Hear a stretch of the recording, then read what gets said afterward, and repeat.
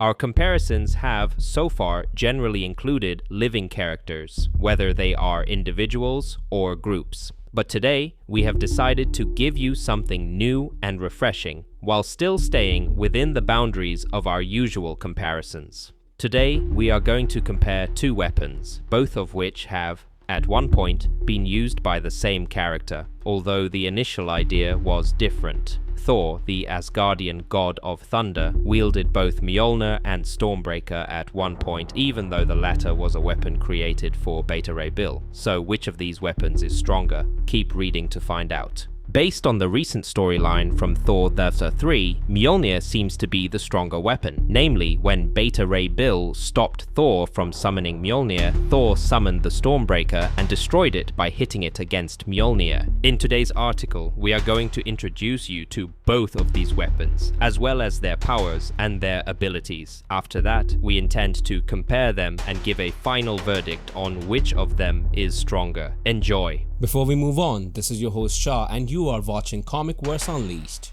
where I post all kinds of comic videos and shorts daily, so you definitely gotta subscribe. Mjolnir and its powers. Mjolnir is the name of Thor's enchanted hammer in both real-life Norse mythology as well as the Marvel comic book universe. It is a magical hammer crafted by the dwarves on Odin's request and made from the rare Asgardian metal called Uru. Odin put additional enchantments on the hammer to make it powerful and indestructible, but also special in terms of its carrier. The latter refers to the Worthiness Enchantment.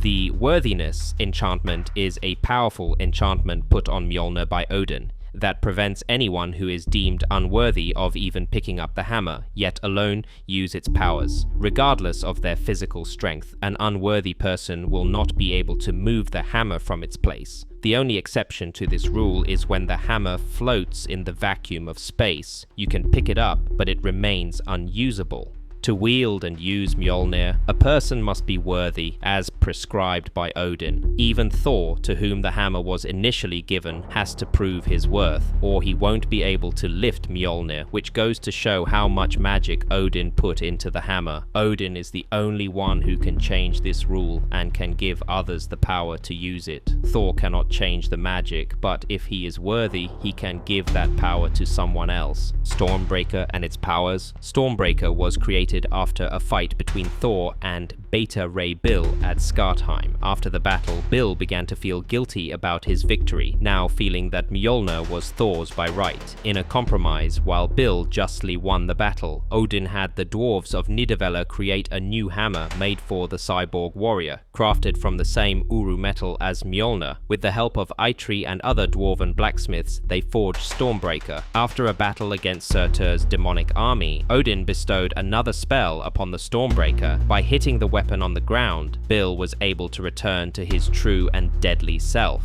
This in turn removed the 60-second rule from Mjolnir, although it has never been made clear whether Stormbreaker has the same rule as well. For a short period of time, Stormbreaker and Bill were endowed with cosmic powers, granted by the Silver Surfer as a means of saving Bill's life. This physically changed the appearance of the hammer to that of an axe-like weapon with a hole in the center. Both Bill and the weapon soon returned to their original states. During a fight between Beta Ray Bill and Thor, who had become a herald of Galactus, Bill prevented Mjolnir from returning to its owner's hand. Seeing no options to come to an agreement, Thor called Stormbreaker and destroyed it by striking him against Mjolnir. As of today, the Stormbreaker is still destroyed. Stormbreaker versus Mjolnir, which one is more powerful? It is relatively difficult to properly compare these two weapons, since they are very similar in both design and powers. As we've said, Stormbreaker was actually created when Beta Ray Bill, after having defeated Thor in battle, refused to take Mjolnir, although he had rightfully earned it. Odin decided to reward his nobility, and he had the Stormbreaker forged for him.